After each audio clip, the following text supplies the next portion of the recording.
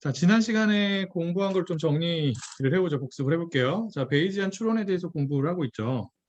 자, 베이지안 추론은 무엇이죠? 베이지안 추론의 가장 핵심적인 목적이 무엇이에요?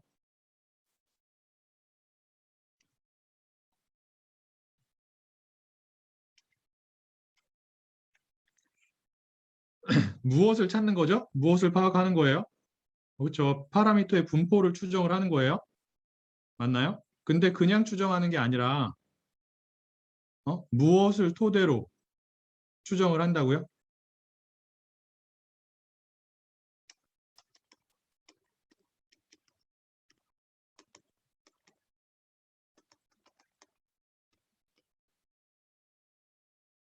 무엇을 토대로?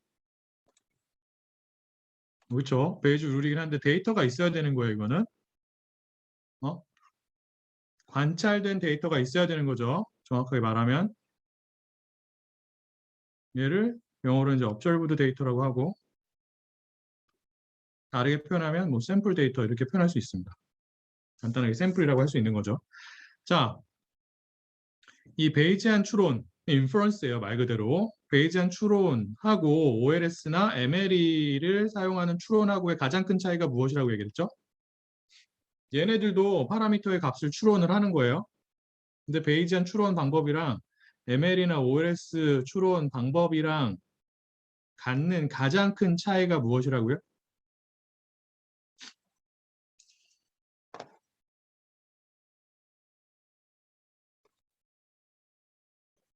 그렇죠. OLS나 MLE 같은 경우에는 보통 일반적으로 포인트 에스티메이션을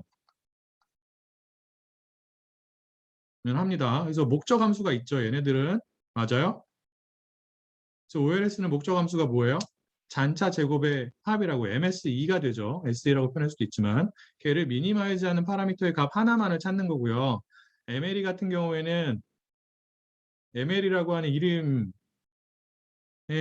우리가 알 수 있듯이 likelihood라고 하는 특정한 목적 함수를 maximize하는 하나의 파라미터의 값만을 찾는 거예요. 물론 이제 confidence interval 뭐 이런 거를 찾는 것도 있지만 그것은 부가적인 거고 가장 중요한 거는 특정한 값 하나 어떠한 목적 함수의 값을 maximize하는 파라미터의 값을 찾는 방법인 반면에 베이지안 추론은 무엇을 파악하고자 하는 방법이라고요? 특정한 값 하나를 찾아내는 게 아니라 일단 기본적으로 파라미터의 확률 분포를 찾아내는 방법이에요. 알겠나요? 그리고 그 다음에 파라미터의 전체적인 확률 분포의 형태를 파악을 한 다음에 그 다음에 95% 구간을 찾아낼 수도 있고 아니면 모두나 평균과 같은 특정한 그 지점의 정보를 파악할 수 있는 거예요. 추후적으로. 그게 이제 가장 큰 차이가 되는 거고 그 다음에 베이지안 추론 같은 경우에는 네, 관찰된 데이터의 정보를 가지고 파라미터에 대한 분포를 추정을 하는 건데 분포를 추정하기 위해서는 무엇을 기준으로 무엇을 토대로 관찰이 된 데이터를 가지고 추론을 하기 위해서는 일단 사전 믿음이 있어야 된다고요. 응? 데이터를 관찰하기 이전에 여러분들 사용자들이 파라미터의 분포에 대해서 갖고 있는 사전 믿음이 있어야 되는 거예요. 알겠나요? 그러한 사전 믿음을 무엇을 토대로 업데이트하는 거예요? 관찰된 데이터. 관찰된 데이터는 그래서 에비던스라고 부르는 거죠. 증거가 되는 거예요. 무엇을 하는데 사용이 될 수 있는 우리가 해당 파라미터에 대해서 갖고 있던 사전 믿음을 업데이트하는데 사용이 될 수 있는 근거가 되는 겁니다. 그러한 근거로 사용이 될 수 있는 관찰된 데이터를 이용해서 파라미터의 분포에 대한 믿음을 업데이트를 하는 거죠. 어떠한 공식을 이용해서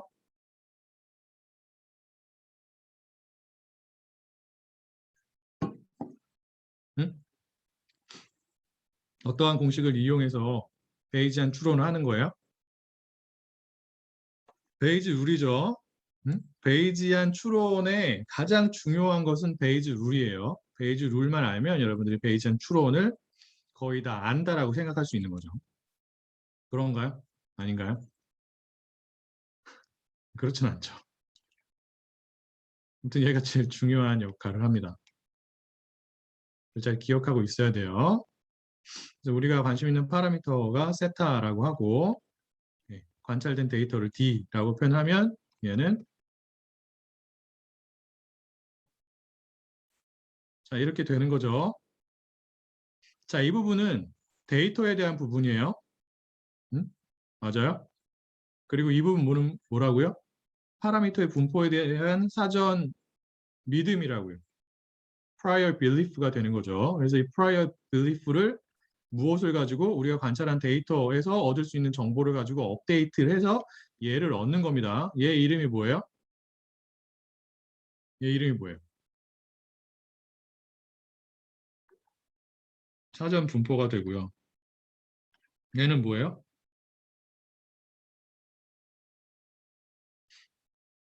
likelihood가 되죠. 그리고 얘는 뭐예요? 얘는 그렇게 중요한 역할을 하지는 않는다라고 얘기를 했습니다. 이제 골칫거리긴 하지만 이 PD라고 하는 에비던스 골칫거리긴 하지만 그렇게 중요한 역할을 하진 않아요. 무엇에 있어서 이 사후 분포의 형태를 파악하는 데 있어서 그렇게 중요한 역할을 하지 않습니다. 요즘엔 예전엔 굉장히 중요한 역할을 했지만 얘를 뭐라고 부른다고요? 에비던스. 이름이 많아요, 얘는. 혹은 뭐요? 마지널 디스트리뷰션. 그 다음에 또 이름이 하나 더 있어요.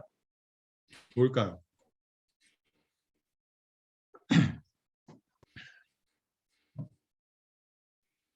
노멀라이징 텀이에요.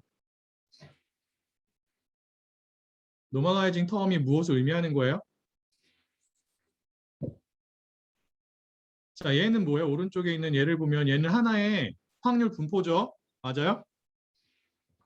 오른쪽에 있는 건 확률 분포잖아요. 그렇죠? 얘랑 똑같은 거라고요. 무엇에 대한 확률 분포예요? D에 대한 확률 분포예요? 세타에 대한 확률 분포예요? 오른쪽에 있는 거? 예. 우리가 지금 무엇에 대한 분포를 이 베이즈 룰을 가지고 파악을 하고자 하는 거예요? 세타에 대한 분포죠. 이게 두 개 똑같다고요. 알겠나요?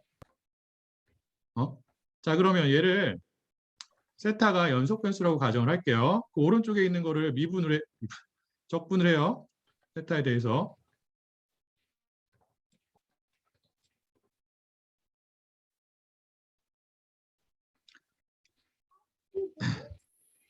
얘는 얼마여야죠? 반드시? 덴시티예요, 덴시티. 덴시티 적분하면 얼마여야 돼요? 반드시 1이어야 하죠. 자, 얘는 밑에 있죠. 이 에비던스 노멀라이징 텀이요. 얘는 왜 들어간 거냐면 이 PDF를 적분을 했을 때 1이 나오게끔 만들기 위해서 들어간 거예요. 알겠어요? 그래서 노멀라이징 텀이라고 한다고요. 근데 얘는 노멀라이징 텀, 에비던스라고 하는 애는 세타, 즉 파라미터에 대한 펑션이에요, 아니에요? 여긴 파라미터가 들어가 있을까요? 없을까요? 얘는 뭐랑 똑같냐면 이거랑 똑같아요. 파라미터에 대해서 인테그레이션 아웃을 한 거랑 똑같다고요. 무엇을요? 조인트 PDF를요. 이렇게. 자, 이렇게 하게 되면 여기 D죠. 이렇게 하게 되면 이렇게 나오잖아요. 세타가 없어지는 거예요. 알겠어요? 모든 세타에 대해서 다 적분을 하기 때문에 얘는 세타에 대한 펑션이라고요? 아니라고요?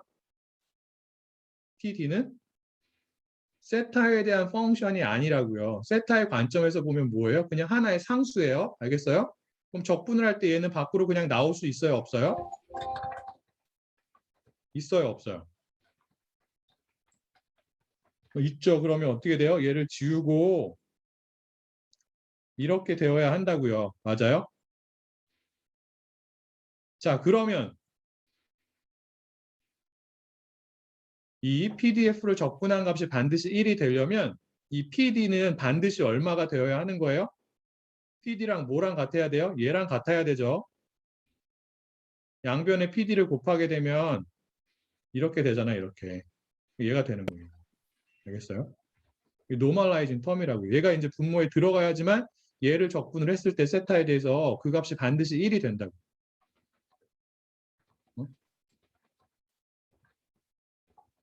이해가 될까요? 네. 그래서 얘는 노멀라이징 텀이에요. 이쪽이 확률 분포가 되게끔 하기 위해서 들어간 거라고 생각할 수 있다고. 중요한 거는 뭐예요? 이 확률 분포의 형태를 결정하는 중요한 역할을 하는 애들은 분모에 있는 PD가 아니라 얘라고요. 분자. 왜? 분자에만 뭐가 들어가 있어요? 분자 모두 뭐에 대한 펑션이에요? 응? 분자에만 뭐가 들어가 있죠? 세타가 들어가 있죠. 알겠어요?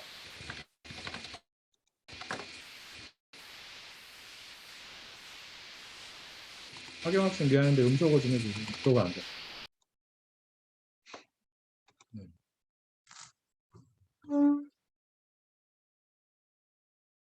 그래서 우리가 이 공식을 이용해서 세타 분포에 대한 사전 믿음을 데이터를 가지고 업데이트를 한단 말입니다. 그래서 무엇을 찾아요? 사후 분포의 형태를 찾는 거예요. 이게 무엇의 목적이라고요? 베이지안 추론의 목적이라고. 이해가 될까요? 오케이. 다시 한번 베이즈 룰을 쓸게요.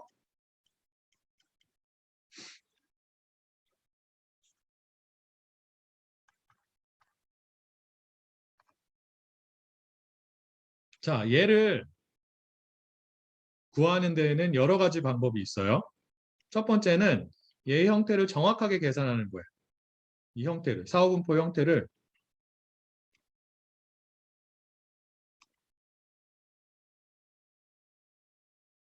정확하게 계산, 도출. 그 다음에 두 번째는 정확하게 계산하는 게 보통은 쉽지 않아요. 그래서 근사치를 구하는 거예요. 무엇의 사후분포에. 그러한 방법을 approximation이라고 합니다. 그리고 역시나 마찬가지로 근사치를 구하는데 approximation 방법을 쓰는 게 아니라 샘플링 방법을 쓰는 게 있어요. 자, approximation에는 크게 두 가지가 있죠. 그리드 approximation이 있고 variational approximation이 있어요. 그리고 샘플링은 뭐냐면 사후분포의 형태를 정확히 알지는 못하지만 우리가 정확히 알지 못하는 사후분포를 이용해서 그 사후분포에서 값들을 샘플링을 할 수가 있어요. 알겠나요? 어떠한 확률 분포에서 값들을 샘플링하는 방법을 뭐라고 하죠? 어떠한 확률 분포에서 값들을 샘플링하는 거. 예를 들어서 정규 분포를 따르는 어떠한 변수가 있으면 그 변수의 값들을 해당 정규 분포에서 샘플링하는 거. 아니면 버눌리 분포를 따르는 어떠한 변수가 있으면 그 변수의 값들을 버눌리 분포에서 이렇게 샘플링하는 거를 뭐라고 해요? 무슨 시뮬레이션이라고 해요? 몬테카를로 시뮬레이션이라고 해요. 알겠죠? 어? 몬테카를로 시뮬레이션은 굉장히 일반적으로 많이 쓰는 표현이에요. 뭐라고요? 그냥 하나의 어떤 확률 분포가 있으면 거기에서 그 확률 분포를 따르는 변수의 값들을 샘플링하는 방법 혹은 그러한 시뮬레이션을 우리가 몬테카를로 시뮬레이션이라고 합니다. 그래서 여기서도 몬테카를로 시뮬레이션 방법을 쓰는 거예요. 그 중에서도 가장 일반적으로 많이 쓰이는 게 MCMC죠. 앞에 있는 게 뭐예요? 마르코브 체인이에요. 뒤에 있는 게 몬테카를로예요. 마르코프 체인은 무엇을 의미하는 거예요? 샘플링을 하는데 자, 샘플링을 한다는 건 뭐냐면 어떠한 변수에 대해서 x라는 변수가 있으면 이 변수의 값을 x가 따르는 분포가 있을 거잖아요. 어떤 확률 분포가 있을 거예요. 예를 들어서 정규 분포라고 합시다. 여기에서 하나씩 추출을 한다고요. 하나씩 추출을 하면 처음에 어떠한 값이 나오겠죠? 맞아요? 10이 나올 수도 있고 그리고 그 다음에 또 다른 값이 나올 거잖아요. x에. 맞나요? 이렇게 쭉 한다고요. 얘가 뭐처럼 생겼어요? 여러 개의 값들이 쭉 이렇게 일렬로 나열이 되어 있어요. 이게 체인처럼 생겼죠. 어? 맞나요? 자, 그런데 마르코브 체인은 무엇이냐? 무엇이죠? 여기 i번째 값이고 여기 그 다음이 i 플러스 1번째 값이겠죠. i 플러스 1번째 값. i 플러스 1번째 값이 무엇에 영향을 받지 않는 거예요? 무엇에만 영향을 받는 거예요? 이전까지는 영향을 받지 않는 거예요. 응? 현재 단계의 값만, 즉 i번째 값에 영향을 받아서 그 다음 값이 결정이 되는 이러한 체인의 형태를 우리가 어떠한 체인이라고 한다고요? 마르코브 체인이라고 한다고. 뭐 다르게 랜덤 워크라고 표현하는 경우도 있습니다.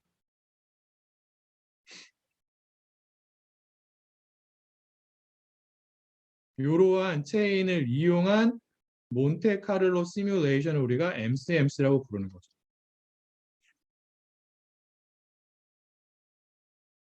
이게 베이지안 추론에서 사후 분포의 형태를 추론하기 위해서, 파악하기 위해서 사용이 되는 가장 일반적인 샘플링 방법 혹은 샘플링 시뮬레이션 방법이라고요. 그래서 중요한 게 무엇이냐면 우리가 사후 분포의 형태를 정확하게 알지 못하더라도 어떠한 특정한 방법을 쓰면 사후 분포를 통해서 여러 가지 값들을 샘플링을 할 수가 있다고요. 그래서 그 샘플이 된 값들을 히스토그램으로 이렇게 그려보면 걔가 결과적으로는 무엇과 비슷하게 되는 거예요? 우리가 알고자 하는 사후 분포의 형태랑 비슷하게 되는 거예요. 그래서 이렇게 샘플링을 해가지고 우리가 파악하고자 하는 사후 분포의 형태를 찾아낼 수 있는 방법이 샘플링 방법이고 크게 이렇게 세 가지가 있는 거죠. 요즘에는 이게 제일 많이 쓰여요. 샘플링 방법이. 자, 하지만 이건 수업이기 때문에 가장 일반적으로 많이 쓰이는 방법도 설명을 할 거지만 예, 얘는 그렇게 많이 쓰이진 않습니다. approximation 방법은. 그래서 얘는 그렇게 설명을 하지 않을 거고요. 여기서 이제 첫 번째 방법에 대해서 먼저 설명을 할 거예요. 자, 사후분포 형태를 정확하게 아는 거예요. 이 나머지 두 개는 정확하게 아는 건 아니에요. 근사치를 파악하게 된다고.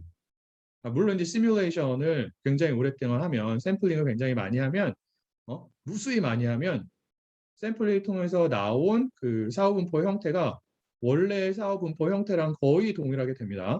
근데 이제 그렇게 많이 하기는 좀 힘들어요. 어쨌든 간에 얘네들은 정확한 형태가 아니라 근사치에 가까운 형태를 파악할 때 사용하는 방법이 되는 거고, 첫 번째는 뭐냐면 수학적인 식을 이용해 가지고 직접적으로 계산을 해서 사후분포의 형태를 정확하게 파악하는 방법이에요. 자, 이 방법은 뭐가 필요하냐면 일단 likelihood 펑션이 너무 복잡하면 안 돼요. 상대적으로 간단한 likelihood가 있어야 돼요. 그리고 prior 분포가 특정한 특성을 가져야 되는데 그게 무엇이냐면 이 prior가 이 likelihood 펑션의 켤레가 되어야 해요. 영어로는 conjugate prior라고 한다는 거죠. 자, 어떠한 경우에 우리가 어떠한 사전 분포를 likelihood 펑션의 conjugate prior 분포라고 한다라고 얘기를 했죠? 응? 자, 이 둘을 곱해서 맞아요? 뭐가 나와요? 사후 분포가 나오죠. 물론 얘네들은 이제 이걸로 나눠야 하긴 하지만 얘는 사후 분포 형태에 영향을 미치지 않습니다. 왜? 노멀라이징 텀이기 때문에 그래요.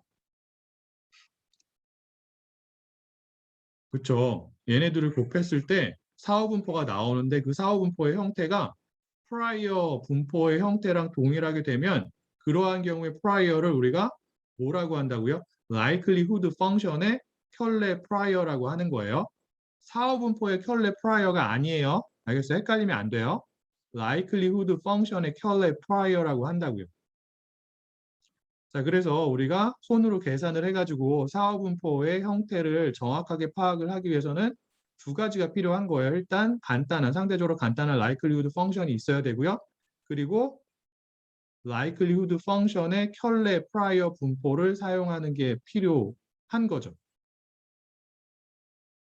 자, 그렇게 하면 우리가 굉장히 쉽게, 굉장히까지는 아니겠지만 상대적으로 쉽게 사후 분포에 대한 펑션을 계산을 할 수가 있습니다. 왜 그래요?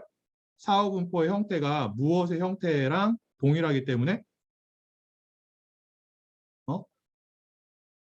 켤레 프라이어를 쓰게 되면 프라이어 분포의 형태랑 동일하기 때문에 우리가 궁극적으로 알고자 하는 사후 분포의 형태를 상대적으로 쉽게 계산해낼 수 있다고요. 도출해낼 수 있는 거예요. 그거에 대해서 먼저 공부를 하도록 합시다.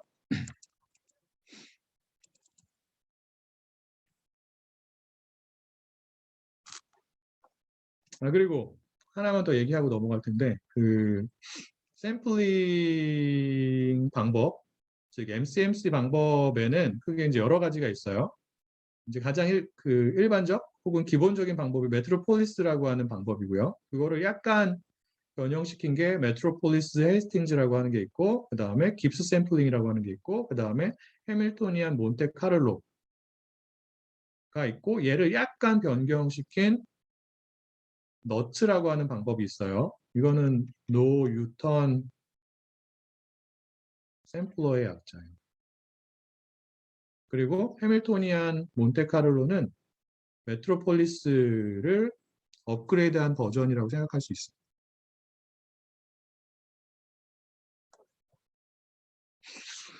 얘네들에 대해서 공부를 할 거예요. 여기서는 이제 가장 일반적으로 많이 쓰는 메트로폴리스 혹은 이제 기본이 되는 메트로폴리스랑 깁스 샘플링에 대해서 좀 구체적으로 공부할 거고 나머지에 대해서는 그냥 언급만 하고 넘어갈 되고요. 직접 한번 계산을 해보도록 하죠.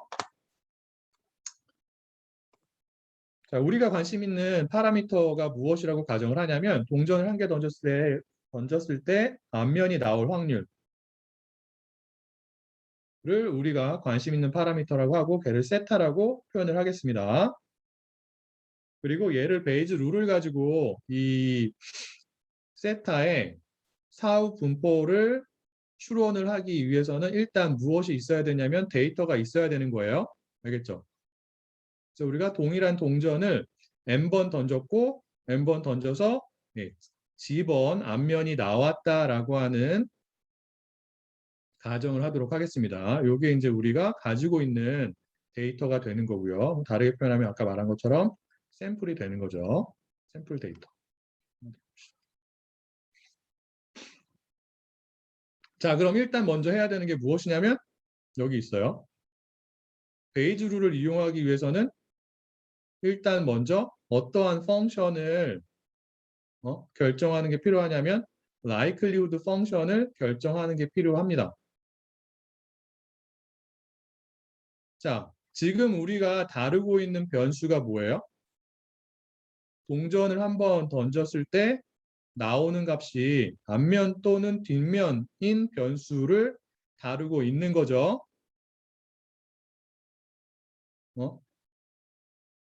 자, 그러한 바이노미알 변수 같은 경우에는 어떠한 분포를 따른다고요?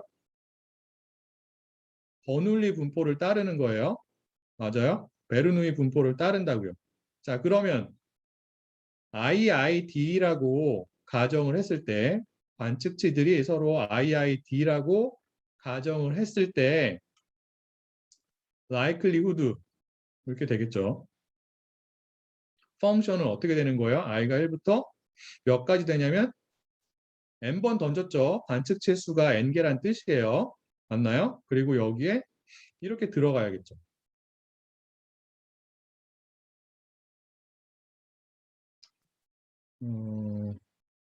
네, 이렇게 들어가야 돼요. 얘는 뭐가 돼야 되냐면 베르누이 분포의 PDF가 되어야 하는 거죠.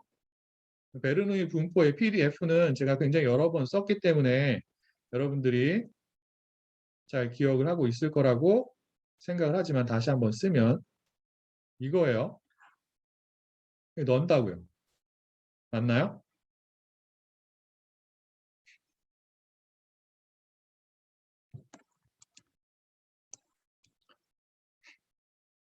그래서 likelihood 펑션이 이렇게 되는 거죠.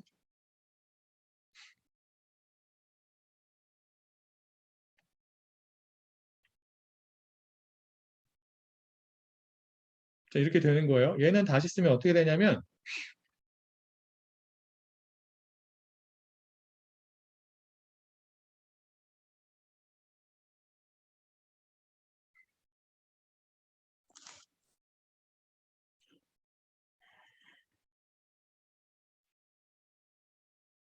이렇게 돼요. 자, 그러면 자, yi가 취할 수 있는 값은 뭐죠? yi는 무엇이냐면 어? 동전을 한번 던졌을 때의 값을 취하는 변수 그 값이라고 생각할 수 있는 거예요. 얘는 0하고 1밖에 없습니다. i번째로 동전을 던졌을 때 나올 수 있는 값이 되는 거죠. 자, 그러면 얘예요, 얘. 얘는 뭐랑 같아요? 응?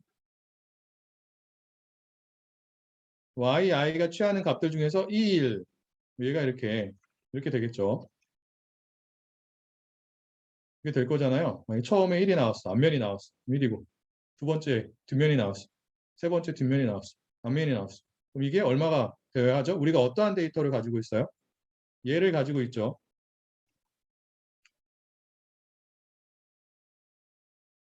맞나요? 자, 얘는 얼마가 되어야 해요? 앞면의 수랑 동일해야 돼요. 앞면의 수가 몇이라고요? n번 던졌을 때 여기 있죠. g가 되어야 합니다. 그럼 얘는 어떻게 돼야 돼요? 얘는 뭐랑 같아요?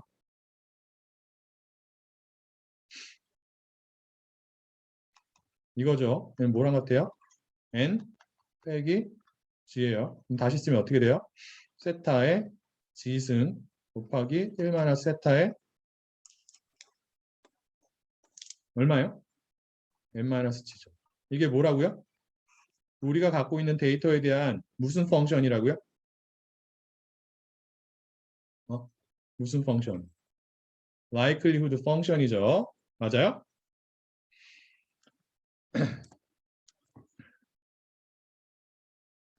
자, 그 다음에는 likelihood 펑션은 결정을 했어요. 그 다음에 손으로 직접 계산해서 사후분포의 형태를 도출을 하기 위해서 파악을 하기 위해서 그 다음 해야 되는 게 무엇이죠? 이 likelihood 펑션에 무엇을 찾아야 되는 거예요? 무엇을 찾아야 돼요? 그렇죠. 켤레 분포를 찾아야 돼요. 켤레 사전 분포를 찾아야 합니다. 자, 켤레 사전 분포는 뭐라고요? likelihood랑 곱해서 나오는 사후 분포가 사전 분포의 형태랑 동일해야 합니다. 자, 그러면 지금은 likelihood 펑션이 이렇게 생겼잖아요. 그러면 사전 분포의 형태가 어떠한 식으로 생겨야지만 얘랑 해당 사전 분포를 곱했을 때 그 형태가 사전 분포의 형태랑 동일하게 될까요? 음? 이렇게 생긴 거잖아요.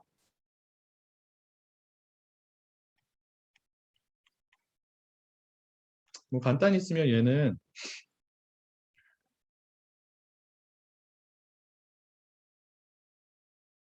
이렇게 쓸 수 있죠. 얘가 지금 어떠한 형태예요? likelihood 펑션의 형태라고요. 여기에 어떠한 형태의 사전 분포를 곱해야지만 결과로 나오는 사후 분포도 사전 분포의 형태랑 동일하게 될까요? 이렇게 되겠죠, 당연히. 이러한 형태가 되어야 할 거잖아요. 이게 만약에 사전 분포라고 한다면 어? 얘랑 likelihood 펑션이랑 곱하게 되면 어떻게 돼요? 결과가 곱해요. 지수끼리는 어떻게 한다고요? 더하죠.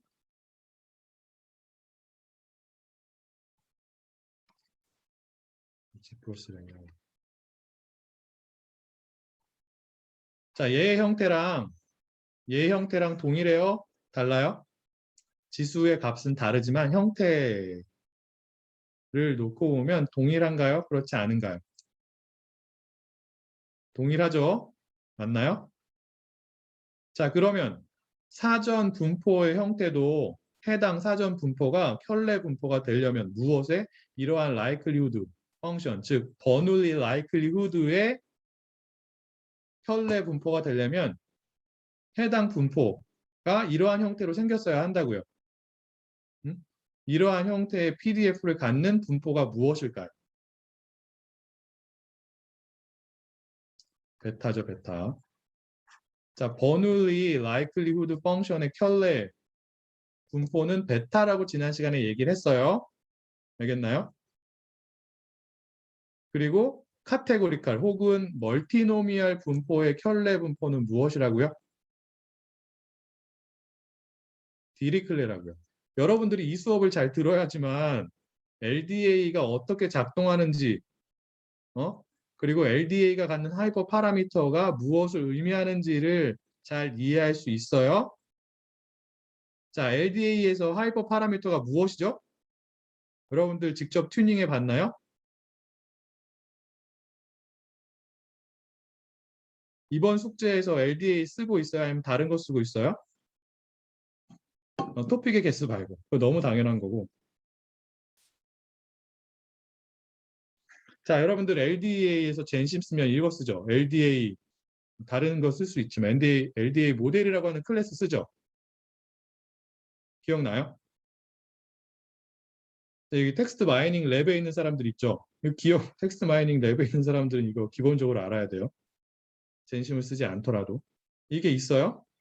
이 클래스의 생성자 함수가 갖고 있는 파라미터가 굉장히 많죠. 맞나요? 뭐 그것도 있죠. id2 뭐였지? 닭인가? 이거 닭, 월드인가? 이거 있고. 여기 알파가 들어가죠. 알파가. 보통 알파를 오토라고 해요. 아니면 뭐 시메트릭 이렇게 설정을 해요. 이 알파가 뭐냐면 여러분들이 LDA를 쓸 때 튜닝을 해야 되는 하이퍼 파라미터가 돼요. 물론 이제 보통 실제 데이터 분석에서는 오토로 놓고 돌리기 때문에 여러분들이 직접적으로 조절을 하진 않습니다. 하지만 이론상으로 보면은 조절을 하게끔 되어 있어요. 이 알파 값이 무엇을 의미하는지를 제대로 이해하려면 알파는 뭐예요?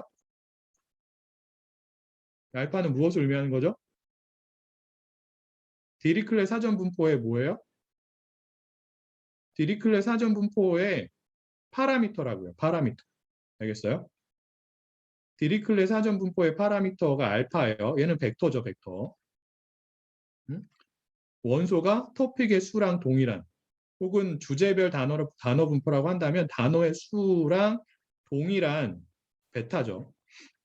주제별 단어 분포에서 갖는 하이퍼 파라미터는 베타라고 하고 문서별 주제 분포에 대한 디리클레 분포가 갖는 파라미터가 알파가 되는 거예요. 얘네들이 사전 분포 디리클레의 형태를 결정하는 역할을 하는 애들이 된다고요. 그리고 그 형태는 여러분들이 사전 분포에 대해서 갖고 있는 사전 믿음을 나타내는 거예요. 요거는 좀 이따 다시 한번 설명합시다. 어쨌든 간에 이거를 잘 이해를 하려면 지금 공부하는 내용을 여러분들이 잘 이해하는 게 필요합니다. 자, 그래서 버눌리 likelihood 펑션의 켤레 분포가 베타 분포가 된다. 베타 분포는 어떠한 변수에 대한 분포예요?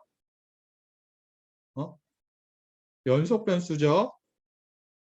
값이 몇하고 몇 사이인 0하고 1 사이의 값을 갖는 연속 변수의 확률 분포가 베타 분포가 되는 거예요. 그러한 변수가 몇 개만 있는 경우에 하나만 있는 경우에 그리고 그러한 변수가 여러 개 있으면 그게 어떠한 분포가 된다고요? 디리클레 분포가 되는 거예요. 그렇기 때문에 카테고리칼 혹은 멀티노미알 라이클리후드 펑션의 켤레 분포가 디리클레 분포가 되는 겁니다.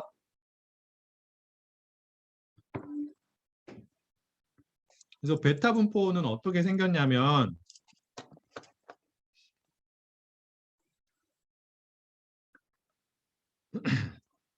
이렇게 생겼죠. 이렇게 생겼어요. 이렇게 생겼어요. 중요한 게 뭐냐면 여기 있잖아요. 여기랑 여기가 A랑 B가 아니에요. 여기서 A랑 B는 베타 분포의 파라미터예요. 얘네들을 쉐이 파라미터라고 합니다. 여기 있죠. 얘네들이 쉐이 파라미터예요. 그 정규분포에서 얘네들하고 비슷한 역할을 한다고요. 정규분포의 파라미터는 두 개가 있는 거잖아요. 맞아요? 정규분포의 위치랑 정규분포의 형태를 결정하는 파라미터인 뮤하고 시그마가 있다고요. 베타도 파라미터가 두 개가 있는 거예요. 그 중에 하나가 A고 다른 하나가 B라고요. 파라미터들이 여기 들어가 있죠. 그리고 얘는 뭘까요? 얘는 역시나 마찬가지로 노멀라이징 텀이에요. 노멀라이징 텀이 무엇을 의미하는 거예요? 얘가 하나의 PDF죠. 이 전체가 맞을까요? 이 전체를 세타에 대해서 적분하면 얼마가 나와야 되는 거예요? 응? 1이 나와야 되죠. 자, 그래서 베타 분포의 PDF를 보면은 이게 쓸 수 있죠.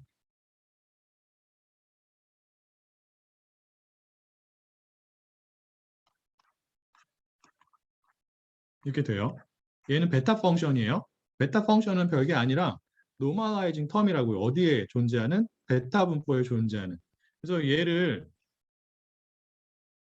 세타에 대해서 파라미터가 세타이기 때문에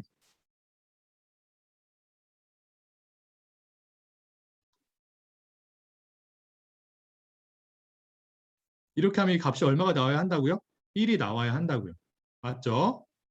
확률 분포잖아요. 그렇죠? 그럼 얘는 역시나 마찬가지로 세타에 대한 펑션일까요? 아닐까요? 얘는 세타에 대한 펑션이 아니에요. 그래서 세타의 관점에서 보면은 하나의 상수가 돼요. 그럼 얘를 밖으로 빼요. 어? 분의 1이잖아요. 이거 없어지면 여기에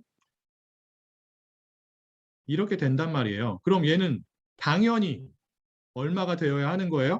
얘가 되어야 하는 거죠. 얘랑 동일한 값이 나와야지만 그 값이 1이 될 거잖아요. 맞아요? 그래서 베타 펑션이 이렇게 디파인이 되는 거예요. 이렇게.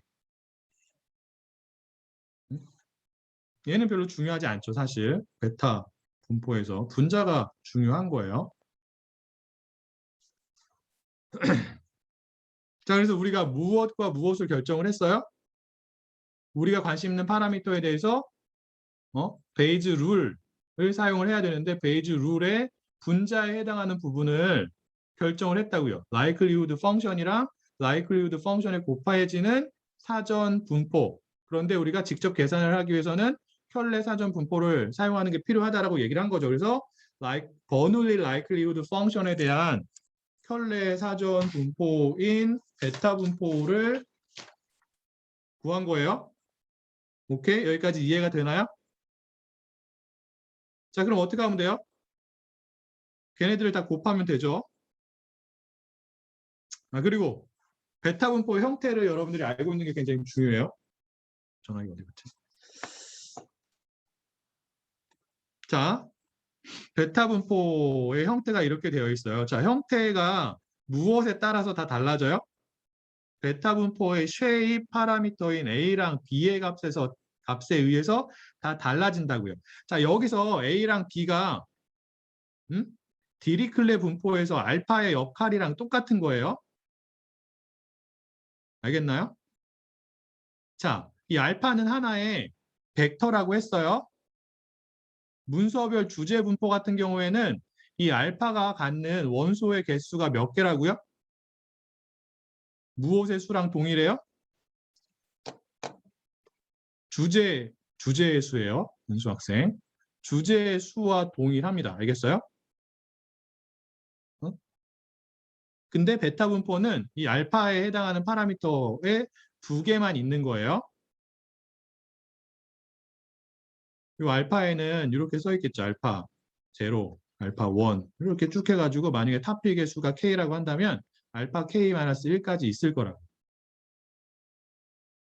자, 보세요. 어떠한 그 경향이 있냐면 자, A 값이 커지면 모드가 있죠. 가장 많이 이렇게 올라간 부분이 모드가 되잖아요. 그게 오른쪽으로 이동하나요? 왼쪽으로 이동하나요?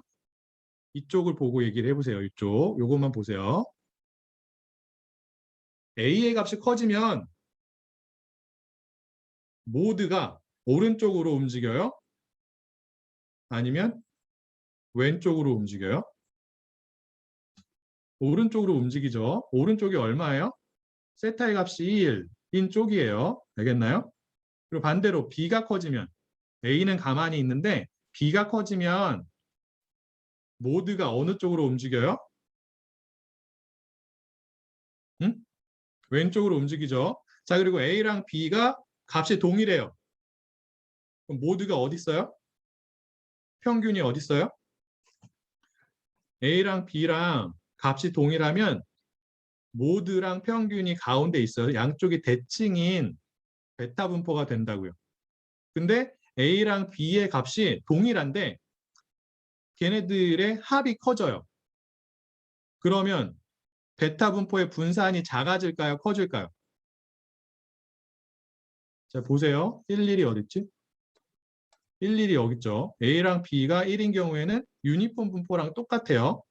그 다음에 2인 경우는 여기 있고요. 그 다음에 3인 경우는 여기 있죠. 4인 경우는 여기 있어요. 모두 다 A랑 B의 값이 동일하기 때문에 모드랑 평균이 가운데 있어요. 0.5가 된다고요. 그런데 뭐가 달라요? A 플러스 B의 값이 다 다르죠. A 플러스 B의 값이 커지면 커질수록 해당 분포의 분산이 작아져요, 커져요? 분산이 작아지죠. 그래서 A 플러스 B가 무엇과 비례한 거예요? 분산과 비례해요. 베타 분포에서는 A 플러스 B를 보통 이제 K라고 나타내고 얘를 집중도, concentration이라고 표현을 합니다. 그래서 집중도가 높으면 분산이 그만큼 작은 거죠. 특정한 값에 집중이 되어 있기 때문에 그래요.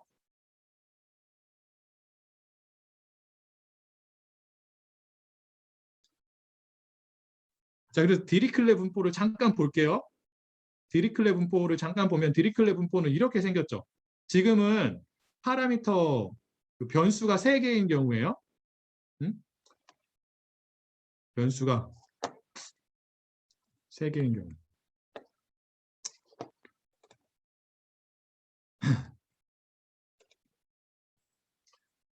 여기가 있죠. 변수가 x1, x2, x3고요. 각각의 변수가 취할 수 있는 값의 구간이 어떻게 되는 거예요?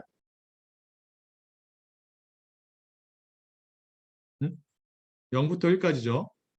변수가 3개이기 때문에 파라미터도 3개 있는 거예요. 알파의 원소가 3개가 된다고요. 보여요? 첫 번째가 이 첫 번째 변수에 대한 것이 되는 거고요. 두 번째가 두 번째 변수에 대한 것이 되는 거고 세 번째가 세 번째 변수가 되는 거예요. 알겠나요? 얘네들의 역할이 무엇과 똑같다고요? 베타 분포의 파라미터인 A, B의 역할과 똑같다고요. 알겠어요? 자, 그래서 얘네들의 값이 동일하면 모드가 어디에 있는 거예요? 이 그림이랑 똑같죠? 모드가 어디 있어요? 평균이 어디 있어요? 보면은 값이 다 똑같잖아요. 5, 5, 5로 맞나요? 중앙에 있다고요. 베타 분포를 보면 얘네랑 똑같은 거예요. 얘네랑. 응?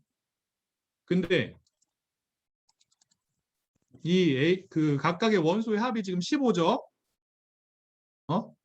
얘네들의 값, 이 합이 커지면 무엇이 작아진다고요?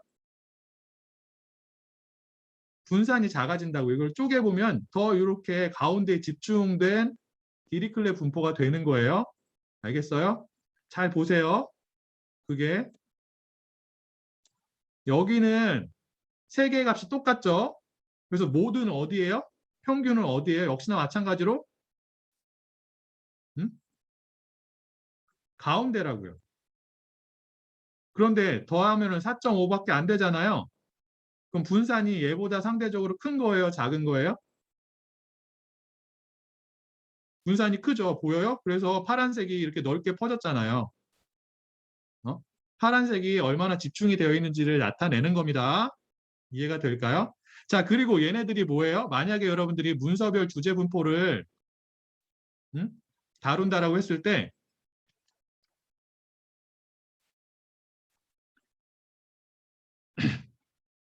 이 확률들이 무엇을 의미하는 거죠? 얘네가 아니라 이 확률들이 여기 특정한 점을 찍으면 세 개의 값이 나오겠죠. x1에 대한 값이 나오고 x2에 대한 값이 나오고 x3에 대한 값이 나온다고요. 근데 디리클레 분포 혹은 LDA에서는 걔네들이 P1, P2, P3가 되는 거죠. 그럼 이 3가 무엇의 수와 같다고요? 얘네들이 변수예요. 디리클레 분포에서는 LDA에서는 이렇게 표현하죠. 이 3이 무엇의 수와 같은 거예요? 여러분들이 찾고자 하는 주제의 수와 같다고요. 코퍼스에서 찾고자 하는 주제의 수가 3이라고요. 그러면 문서별 주제 분포는 몇 개의 원소를 갖냐면 3개의 원소를 갖겠죠. 그래서 문서별 주제 분포를 우리가 그려보면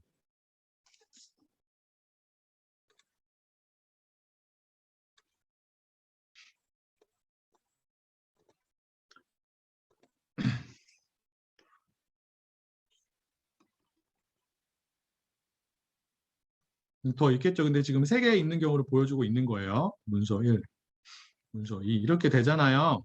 맞아요? 얘가 뭐예요? 문서별 주제 분포라고. 여러분들이 LDA를 통해서 찾아야 되는 분포가 2개가 있죠. 문서별 주제 분포가 있고요. 주제별 단어 분포가 있다고요. 지금은 문서별 주제 분포에 대해서 얘기를 하고 있는 거예요. 여기에 P1이 들어가고 P2가 들어가고 P3가 들어간다고요. 얘네들을 다 더하면 얘네들은 하나의 조인트 분포에서 나온 거기 때문에 아까 우리가 본 그 드리클레 분포에서 나온 거기 때문에 이 값이 얼마가 되어야 하는 거예요?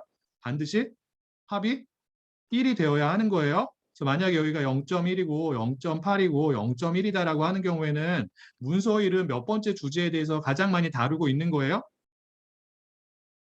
두 번째 문서에 대해서 80%로 다루고 있는 거라고요. 이게 LDA죠, LDA.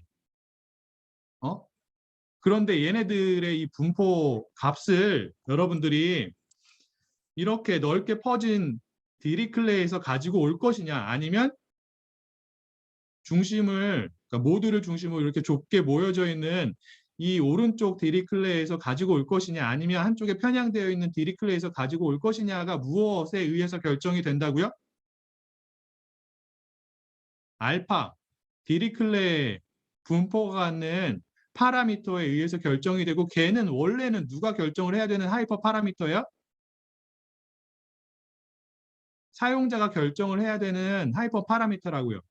사전 분포의 형태를 결정을 하기 때문에 여러분들이 가지고 있는 사전 믿음에 따라서 걔네들의 값을 결정을 해야 되는 거예요. 알겠어요?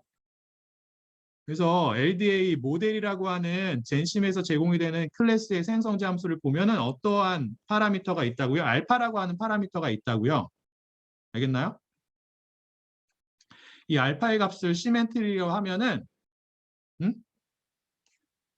알파가 갖는 알파1, 알파2 있죠. 얘네들 원소들 얘네들의 값이 다 동일한 디리클레 분포를 사용한다는 뜻이에요. 알겠어요?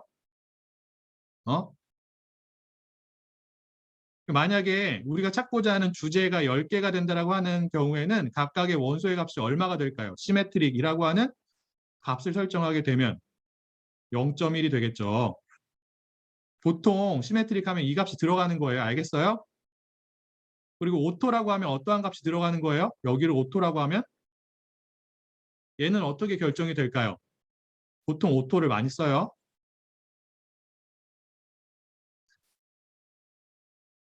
얘는 어떻게 결정이 되냐면 likelihood 펑션을 구할 수가 있거든요. 여러분들이 갖고 있는 데이터에 대해서. 맞아요? 그 likelihood를 maximize 하는 값으로 결정이 돼요. 데이터의 확률을 맥시마이즈하는 파라미터의 값으로 결정이 된다고요. 보통 그 값으로 사용을 합니다. 근데 만약에 여러분들이 분석하는 코퍼스 데이터에 대해서 확실한 사전 믿음이 있다라고 하는 경우에는 그러한 사전 믿음을 반영할 수 있는 이 디리클레 분포가 갖는 파라미터의 값을 여러분들이 직접 설정할 수 있다고요. 여기에 오토나 시멘트릭에 해당하는 문자열 값이 아니라 직접적인 원소의 값을 이런 식으로 여러분들이 입력할 수도 있어요. 이런 거 해봤나요? 이런 거 보통 잘 안 해보죠. 해봐야 돼요. 원래는.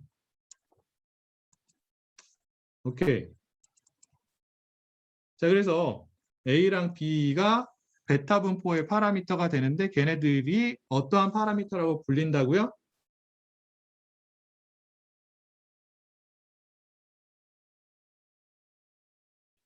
네, 쉐입 파라미터라고 불립니다. 왜? 베타 분포의 쉐입을 결정하는 역할을 하기 때문에 그래요.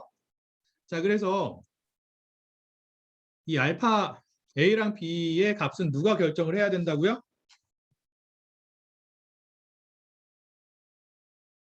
응? 베타 분포가 갖는 파라미터의 값은 누가 결정을 해야 되는 거예요?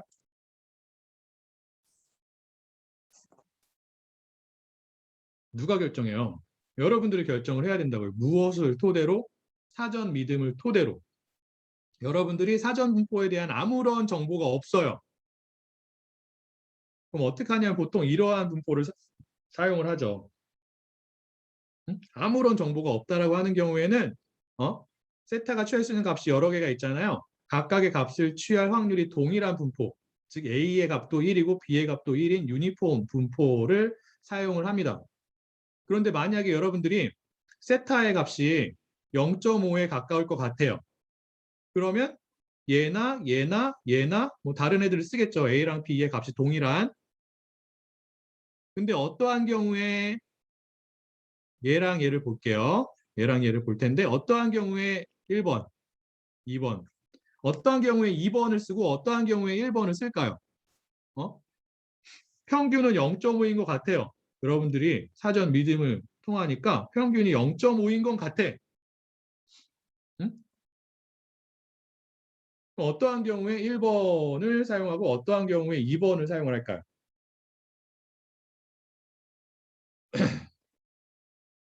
자, 이 분산은 그쵸. 확신에 따라서 그런 거예요. certainty 혹은 반대로 얘기하면 uncertainty에 따라서 1번을 사용할 수도 있고 2번을 사용할 수도 있는 거예요. 알겠나요? 분산 혹은 concentration은 무엇을 나타내는 거예요? 여러분들이 특정한 값에 대해서 갖고 있는 확신 정도를 나타낸다고요. 그래서 0.5라고 하는 특정한 값에 대해서 확신이 크면 얘를 쓰는 게 낫고요. 확신이 작으면 얘를 써야겠죠. 분산이 그만큼 크니까 확신이 없다는 뜻이에요. 알겠나요? 그래서 분산, 퍼진 정도가 여러분들이 특정한 값에 대해서 갖고 있는 무엇을 반영을 한다고요?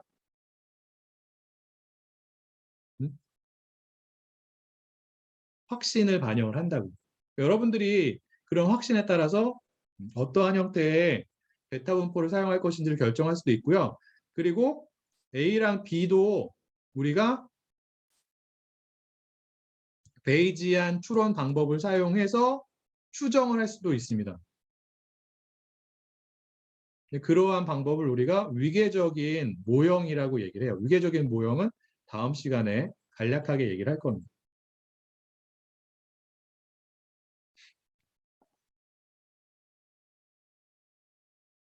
자, 그래서 베타 분포가 어떻게 생겼고 베타 분포가 갖는 A라고 하는 파라미터랑 B라고 하는 파라미터가 어떠한 역할을 하는지를 알겠어요? 응? 네. 자, 그리고 베타 분포를 잘 이해하는 게 어떠한 분포를 이해하는데 굉장히 중요하다고요? 베타 분포를 일반화시켜 놓은 게 뭐예요? 디리클레 분포예요. 그렇죠? 요건 한번 읽어보세요. 그래서 설명을 한 거고요. 자, 그래서 직접 계산을 해보면 자, 얘를 구했어요. 맞나요? likelihood 펑션을 구했죠. 그래서 버눌리 likelihood 펑션을 이용을 해가지고 우리가 이렇게 표현을 했습니다. 앞에서 도출을 했었어요. 맞을까요? 그리고 해당 likelihood 펑션의 켤레 사전 분포인 베타를 이렇게 표현을 한 거죠. 베타가 이렇게 표현이 된 거고 이 밑에는 뭐예요? 베이즈 룰이 갖는 뭐예요? 얘가 PD죠, PD. PD인데 우리가 어떠한 데이터를 갖고 있는 거예요? G has in and flip이죠. flips. 동전을 n번 던져서 앞면이 G번 나온, Z번 나온 데이터를 갖고 있는 거예요. 그래서 이렇게 표현이 된 거예요. 얘가 뭐라고요? 다시 한번 얘기하지만 normalizing term이라고요. 자, 얘를 계산을 할게요. 얘가 일단 분모로 갑니다. 그래서 이렇게 곱해진 거예요. 그 분자에는 얘네 둘만 남겠죠. 자, 얘네 둘을 계산하면 얼마가 돼요? 얘네예요. 계산하면 이렇게 되겠죠. 세타에 있는 지수끼리 더하고요. 맞아요? 1-세타에 있는 지수끼리 더하면 돼요. 이렇게. 그럼 얘네가 나오죠. 이거 더하면 이게 나오고 이게 나와요. 역시나 마찬가지로 이 형태가 무엇과 동일한 거예요? 얘랑 동일하죠. 얘랑 동일하죠. 4호 분포의 형태가 사전 분포인 베타 분포의 형태랑 동일해요. 즉 얘도 어떠한 분포가 되는 거예요? 이 4호 분포도 어떠한 분포가 되는 거예요? 4호 분포도 베타 분포가 되는 거예요. 알겠어요?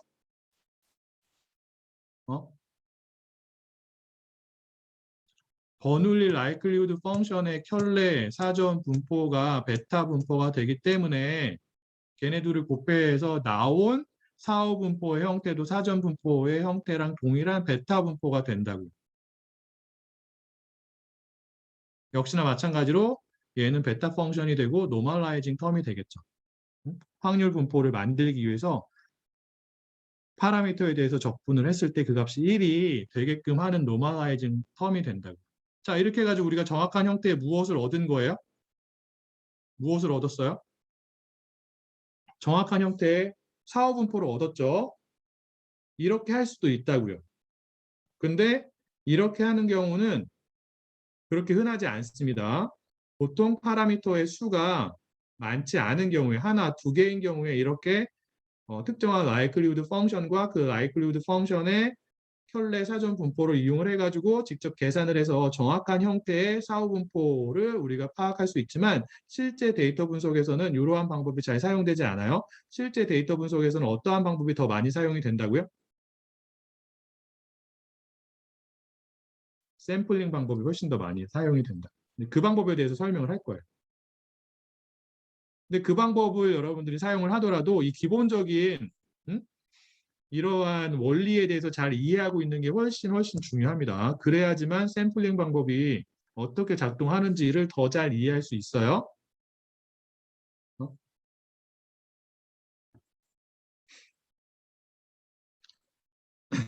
하나 더 얘기할게요. 베타 분포의 평균은 이렇게 돼요. 지금 A하고 B하고가 베타 분포의 파라미터였죠. 그런 경우에 해당 분포의 평균이 어떻게 된다고요? A 플러스 B분의 B예요. 알겠나요? 자, 그러면 여기에서 이 4호 분포 있죠. 얘도 어떠한 분포? 베타 분포라고 했어요. 이 베타 분포의 파라미터는 무엇과 무엇이죠?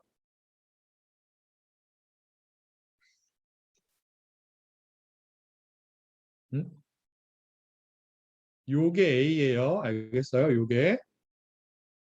요게 뭐예요? B가 되는 거예요. 그러면 이 4호 분포의 평균은 얼마가 되죠? 사전 분포의 평균은 A 플러스 B분의 A였어요. 그럼 4호 분포의 평균은 어떻게 되는 거예요?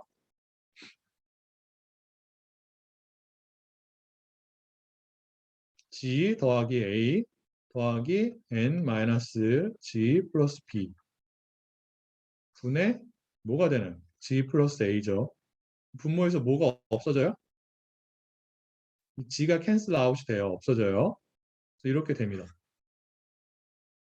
자, 그리고 우리가 갖고 있는 관찰된 데이터에서 나온 앞면이 나올 확률은 얼마예요? 앞면의 비중은 얼마죠? 우리가 갖고 있는 데이터를 통해서 파악할 수 있는 앞면의 비중, 앞면의 확률은 뭐예요? 에비던스가 말하는 앞면의 확률은 이렇게 돼요. 자, 사후 분포가 갖는 이 평균 있죠? 얘는 세타의 평균이에요. 세타가 뭐라고요? 어떠한 파라미터라고요? 동전을 한번 던졌을 때 무엇이 나올 확률을 우리가 파라미터로 정한 거예요, 지금? 어?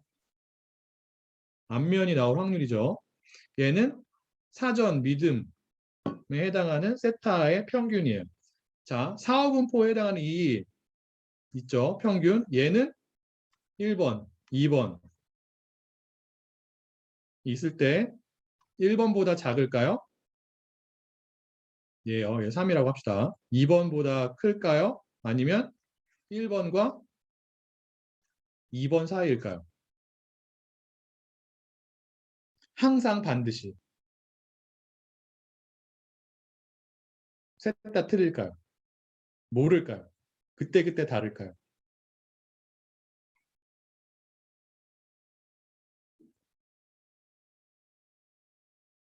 자, 사전 분포가 얘기하는 세타의 평균은 이거고요. 데이터가 얘기하는 세타의 평균은 이거예요. 우리가 그리고 그 둘을 결합을 해가지고 사후 분포를 도출했어요. 그러면 사후 분포의 평균은 데이터가 얘기하는 평균과 사전 분포가 얘기하는 평균하고 어떠한 관계가 있을까요?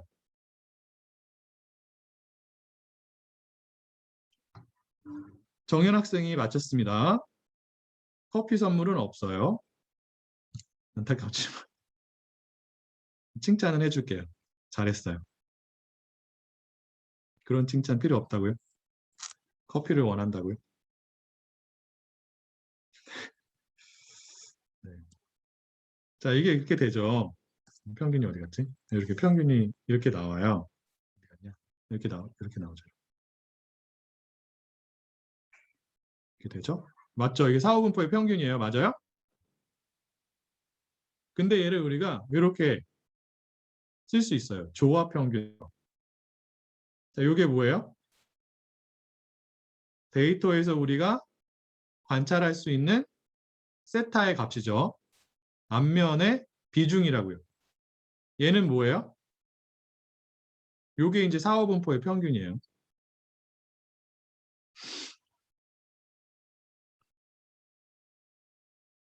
세타의 평균이라고.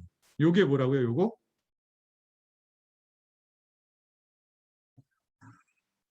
요게 뭐의 평균이에요? 요게 뭐의 평균이냐고. 응? 세타에 대한 사전 분포의 평균이죠. 맞아요. 그리고 이 가중치를 웨이트를 준 거예요. 맞나요? 얘하고 얘하고 더하면 얼마예요? 가중치끼리 더하면 얘네들은 가중치예요. 웨이트라고요. 더하면 얼마예요? 더하면 1이죠. 자, 얘네들은 0하고 1 사이의 값이기 때문에 이 사후분포의 평균은 반드시 예, 이 n분의 g하고 a 플러스 b분의 a 사이에 존재하게 됩니다. 자, 그런데 어떠한 경우에 데이터에 대한 데이터를 통해서 우리가 추출할 수 있는 정보의 비중이 더 커지는 거예요? 어떠한 경우에? 음? 이 부분의 값이 커지면 되죠. 이 웨이트의 값이 커지면 우리가 사후분포를 사전 분포의 정보랑 라이클리우드 펑션의 정보, 즉 데이터, 우리가 갖고 있는 데이터에 대한 정보를 고루 합쳐서 둘 다 이용을 해가지고 사후분포의 정보를 추출을 하는데 가중치를 준단 말이에요. 그리고 데이터에 대한 가중치가 이렇게 돼요. 이 가중치의 값이 커지면 커질수록 데이터의 비중을 다르게 표현하면 데이터를 통해서 얻을 수 있는 정보의 비중을 더 키운다는 뜻이에요. 맞을까요? 그만큼 데이터가 사후 분포를 결정하는 데 있어서 더 중요한 역할을 한다고요. 그럼 어떠한 경우에 이 가중치, 데이터 부분에 대한 가중치의 값이 커지나요? n이 클 때죠. n이 뭐예요? n이 뭐예요? 시행의 수죠. 보통의 경우에는 샘플 사이즈예요. 관측치의 수라고요. 즉 데이터의 양이 많으면 많을수록 사후 분포를 결정하는 데 있어서 likelihood 하고 사전 분포 중에서 어떠한 부분의 역할이 더 커진다는 뜻이에요.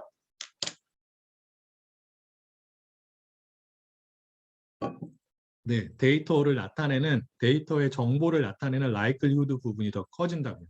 응? 알겠나요? 그래서 여러분들이 사후 분포를 결정하는데 사전 분포에 영향을 덜 받고 싶어 라고 하는 경우에는 되도록 데이터를 많이 많이 수집하는 게 필요합니다.